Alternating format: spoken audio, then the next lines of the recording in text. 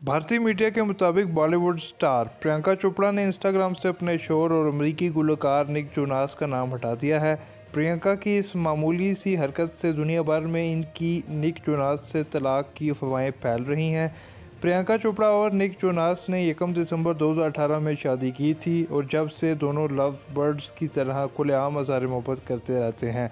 हाल ही में इन्होंने अपने पहले घर में पहली दिवाली की खुशियां भी मनाई थी। प्रियंका चोपड़ा और निक जोनास की तलाक की हकीकत सामने आ गई। प्रियंका चोपड़ा और निक की तलाक के मामले पर प्रियंका की वालदा बोल पड़ी। भारतीय मीडिया के मुताबिक प्रियंका चोपड़ा की वालदा मधु चोपड़ा ने प्रियंका और निक जोनास की तलाक की अफवाहों को बकवास करार दे दिया। प्रियंका चोपड़ा की वालदा मधु चोपड़ा का कहना था कि ऐसी गलत खबरें और बेबुनियाद अफवाहें ना फैलाई जाएं। प्रियंका का सोशल मीडिया से निक जोनास के नाम को हटाने का ये मतलब नहीं कि वो निक को अपनी ज़िंदगी से भी निकालने की मनसूबाबंदी कर रही हैं।